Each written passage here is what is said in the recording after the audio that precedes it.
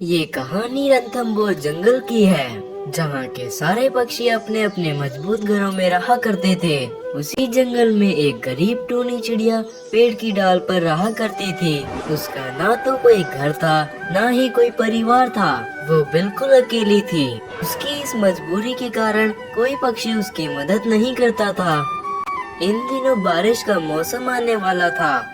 सभी पक्षियों ने अपने अपने घरों को मजबूत कर लिया था, ताकि बारिश के पानी से उन्हें किसी भी समस्या का सामना ना करना पड़े। एक दिन टूनी चिड़िया डाल पर बैठी हुई थी, तभी उसके पास कुछ पक्षी आते हैं। अरे देखो पक्षियों, ये गरीब चिड़िया कैसे एक डाली पर बैठकर अपनी जिंदगी गुजार रही है। इस चिड़िया की इतनी औकात कहाँ है जो एक घर बना सके। अरे घर तो बहुत दूर की बात है, इस चिड़िया की तो घोंसला बनाने की औकात भी नहीं है।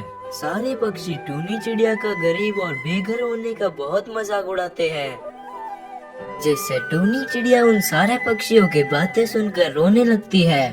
फिर कुछ देर बाद वो पक्षी वहाँ से चले जाते हैं। आखिर क्यों भगवान जी, मैं इतनी गरीब क्यों हूँ? क्यों मेरे पास अपना घर नहीं है, ना ही मेरे पास अपना परिवार है?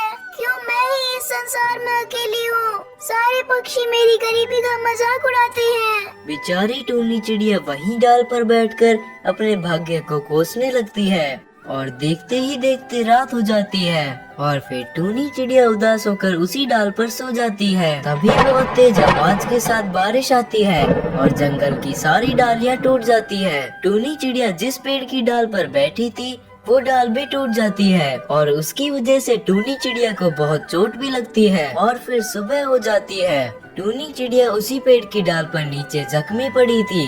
जरा देखो इस गरीब चिड़िया को, कैसे फटका खाकर जमीन पर पड़ी हुई है। अरे कलमुही, इसलिए कहते हैं कि पक्षियों को अपना घर मजबूत बना लेना चाहिए बारिश से पहले। अरे मेरे पैर में चोट लगी है, कोई मेरी मदद करो, मुझे बहुत दर्द हो रहा है। अरे चल भाग, तुझे छूकर हमारे हाथ भी गंदे हो जाएंगे। सारे पक्षी टूनी का मजाक उड़ाकर टूनी को उसी हालत में छोड़कर वहाँ से चले जाते हैं। बेचारी सोनी चिड़िया बड़ी मुश्किलों से खड़ी होती है और वहाँ से उड़कर दूर एक बांस के खेत में पहुँच जाती है।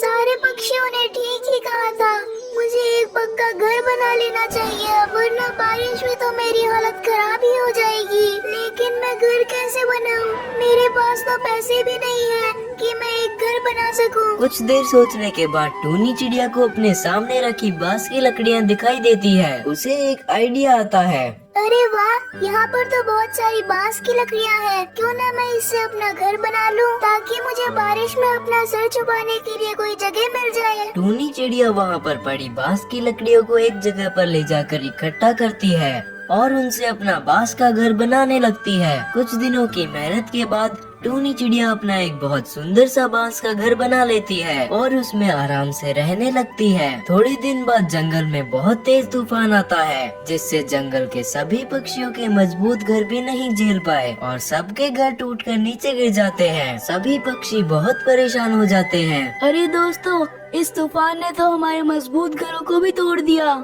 अरे भाइयों, मैंने सुना है टूनी ने बहुत मजबूत बांस का घर बनाया है, चलो उसके पास चलते हैं, शायद वो कुछ मदद कर दे। फिर सारे पक्षी टूनी के घर पहुंचते हैं। अरे टूनी, तेरा बांस का घर तो बहुत मजबूत है। हम सबके घर तो तेज तूफान में गिर गए, लेकिन तेरे इस घर को तो कुछ भी नहीं हुआ। हाँ टूनी, हमने तुझे बहुत बुरा भला कहा, तेरी कभी मदद नहीं की। प्लीज हमें माफ कर दे, हम आज के बाद में तुझे उल्टा सीधा कुछ भी नहीं कहेंगे। तू प्लीज हमें अपने घर में रहने दे, हम पक्षी कहाँ जाएंगे।